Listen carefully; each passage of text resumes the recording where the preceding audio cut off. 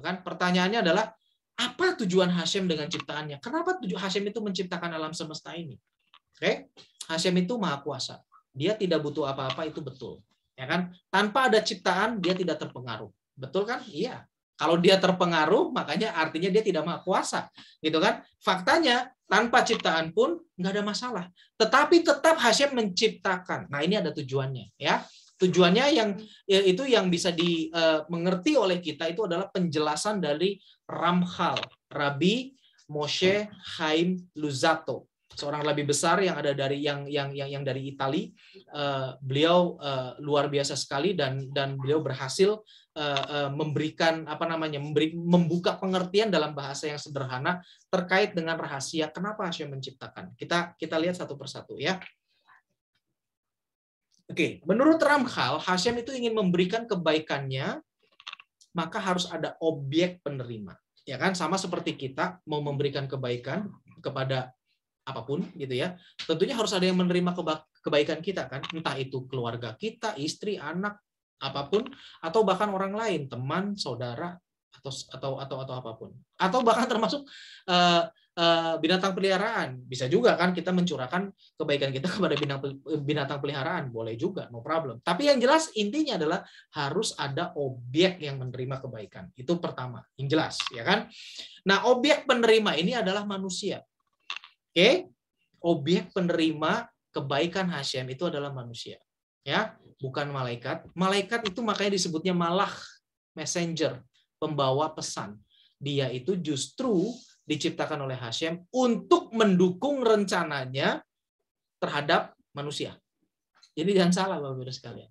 Ya, kita ini yang menjadi objek ciptaan. Jadi boleh dikatakan kalau dalam bahasa Inggrisnya manusia, human, itu adalah crown jewel daripada ciptaan. Puncak daripada ciptaan.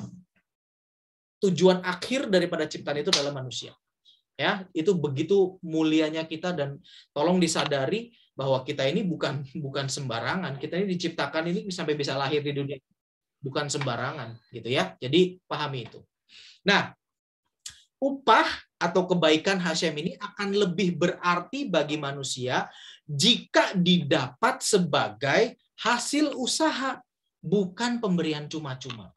Oke, ini sudah ketetapan Hashem. Ya, kalau Hashem berikan secara cuma-cuma, simple. Artinya kita nggak perlu ada di dunia ini. Nggak perlu ada bersusah payah, kita harus belajar Torah, kita harus dilakukan mitzvot, kita harus lakukan kebaikan, kita harus lakukan hal yang benar, kita harus bahkan kalau kita meleset kita menderita. Kalau Hashem ingin memberikan secara cuma-cuma, ya berikan aja, gitu loh. Ini sebetulnya dalam dan kalau mau dikupas lebih lagi ini bisa berjam-jam, tapi yang jelas pahami dulu sampai di titik ini Bapak-Ibu sekalian bahwa kebaikan itu tidak diterima oleh kita secara cuma-cuma. Ya, itu akan lebih berarti bagi manusia jika didapat sebagai hasil usaha. Ya,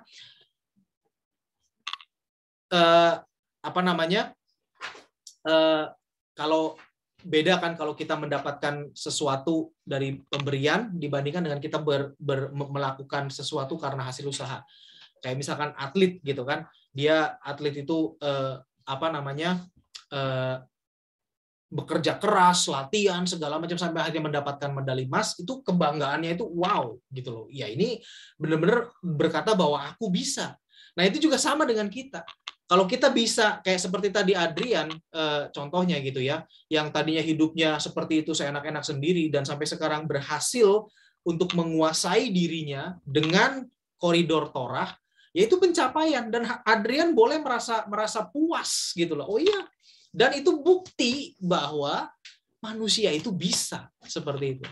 Dan ini sebetulnya itu bisa. Dan sekali lagi Tuhan nggak pernah ninggalkan kita. Ani El Shaddai kata Hashem. Itu semuanya cukup ya. Jadi dari berbagai macam contoh di dunia ini juga kita juga bisa paham bahwa segala sesuatu yang kita dapat sebagai hasil usaha itu akan lebih gimana gitu loh. Ya kan akan lebih berasa gitu kan. Dalam hal apapun, baik pencapaian jasmani maupun pencapaian Torah gitu kan, sama aja. Oke, kita lanjutkan. Hashem menetapkan usaha yang harus dilakukan oleh manusia adalah nih, Ingat nih, ini yang sudah ditetapkan oleh Hashem. Ditempatkan di tempat yang paling jauh dari hadiratnya, paling bawah, untuk menjadikan dengan tujuan untuk menjadikan tempat itu lebih mulia.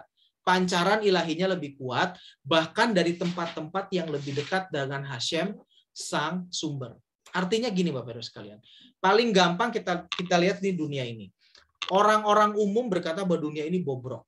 Dunia ini udah tapi sebenarnya kalau kita ngerti Torah, justru dunia inilah yang nanti akan memancarkan keilahian lebih kuat bahkan dari Syamayim, tempat di mana para malaikat ada.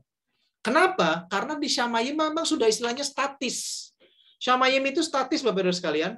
Tempatnya malaikat ada itu statis. Dia nggak bisa lebih mulia lagi, dia juga nggak bisa lebih rendah lagi, nggak bisa. Hasilnya sudah tetapkan seperti itu. Bumi inilah yang dinamis, tempat kita ada. Bumi bisa lebih gelap, Hashem lebih tertutup, dan bumi ketika lapisannya ini sudah tidak tertutup lagi, artinya kemuliaan Hashem dinyatakan, itu akan naik kemuliaannya itu lebih daripada Syamayim. Kenapa? Karena manusianya melakukan. Kenapa? Karena manusia bisa dari yang lebih bawah bisa naik. Sementara Syamayim itu tempat malaikat ada itu statis seperti itu. Analoginya seperti ini untuk bisa memahaminya. Seorang atlet ataupun orang ini pencapaian terkait dengan cabang olahraga mungkin badminton gitu ya, yang terkenal. Kalau orang normal bisa main badminton ya normal ya kan, ya mungkin tinggal melatih skillnya aja, melatih kekuatan tangan, melatih pukulannya seperti apa gitu kan, normal. Kenapa? Karena anggota tubuhnya normal gitu kan. Nah tetapi bila orang yang cacat, misalkan anggota tubuhnya tidak memiliki telapak tangan, tapi dia bisa main badminton dengan baik dengan cara mungkin raketnya diikatkan di sininya, lalu dia bisa main dengan baik, dan dia bisa bahkan menjadi juara dunia, itu kan sesuatu kan. Ya kan, itu sesuatu yang karena tadinya dia seharusnya secara fisik dia ada di level yang lebih rendah daripada manusia normal yang masih utuh semua anggota tubuhnya, tetapi dia bahkan bisa naik sampai menjadi juara dunia, itu kan pencapaian yang luar biasa Bapak Ibu sekalian. Itulah yang Hashem kehendaki untuk dunia ini. Itulah yang Hashem kehendaki untuk kita semua gitu loh. Untuk seluruh umat manusia ini. Ya. Dari yang paling jauh, dari yang paling boleh dikatakan kalau sinar, analogi sinar itu makin jauh itu kan makin redup sinarnya kan, itu seperti itu kan. Tetapi nanti nih di saat nanti selesai, di saat nanti Masyiah dinyatakan, bumi ini tempat yang paling jauh dari hadiratnya justru paling terang cahayanya, luar biasa. Itu sebetulnya yang harus kita pahami Bapak Ibu sekalian. Dan itulah yang disebut dengan membuat tempat kediamannya di bumi. Itu yang disebut. Jadi kalau kita belajar, ini saya sedikit singgung terkait dengan Kabalah, ada sefirot, 10 sefirot, dari mana Hashem memancarkan cahayanya. Hashem itu nggak tertarik untuk tinggal di tempat yang dekat dengan pancaran ilahinya, enggak. Tapi Hashem itu justru tertarik di tempat yang paling jauh di sini ini, yaitu di dunia kita ini. Dan itulah tugas kita. Tugas setiap manusia di bumi ini untuk bisa itu memancarkan pancaran ilahi. Oke, jadi itu bukan tugas saya dan saudara saya, tapi seluruh umat manusia. Nanti kita bahas berikutnya bagaimana kita bisa sampai kepada sana, ya. Tapi sampai di sini saya harap bisa dipahami. Itulah rencana Hashem, ya. Nah, maka karena ada rencana yang demikian, Bapak Ibu sekalian, maka Hashem menciptakan jagat raya ini dengan seluruh kondisi alamnya untuk manusia dalam tanda petik bekerja, yaitu ini membuat tempat kediamannya di bumi. Gitu ya. Nah, jadi termasuk malaikat semua diciptakan segala macam itu untuk kita agar kita bisa melakukan tugas kita memancarkan keilahian di dunia ini. Gitu ya, termasuk di dalamnya free will dan juga sense of independent dan lain-lainnya ya. Nah, Saya bahas sedikit terkait dengan sense of independent ini. Artinya begini, Bapak-Ibu sekalian. Di tempat kita, karena tempat kita ini paling jauh dan tempat kita ini merupakan apa namanya ya, sama seperti yang tadi saya bilang sinar itu makin redup, maka tempat kita itu manusia itu bahkan bisa berkata bahwa dia independen, dia tidak butuh Hashem. Saking sinarnya itu redup gitu kan.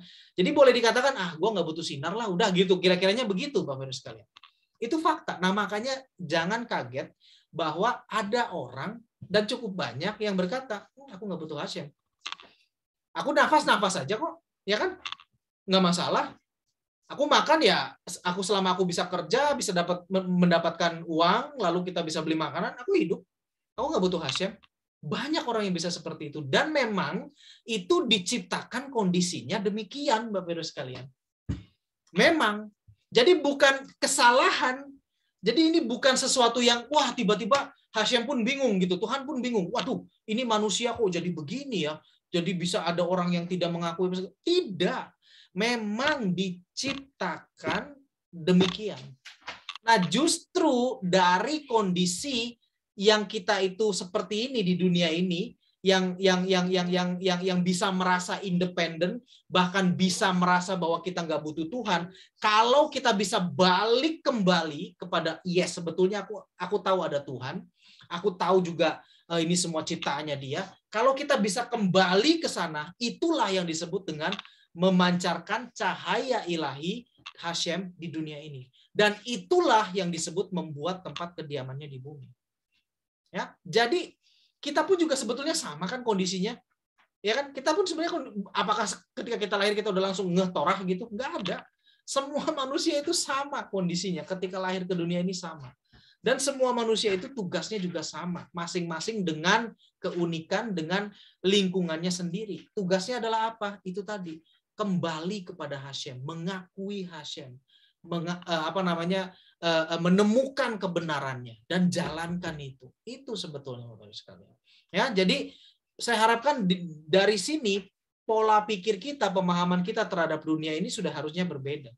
Tidak lagi kita berkata bahwa dunia ini wah out of control, kacau nggak karu-karuan. Tidak, ini memang desain Hashem didesain demikian. Tugas kita lah harus kembali kepada Hashem. Itu yang pertama.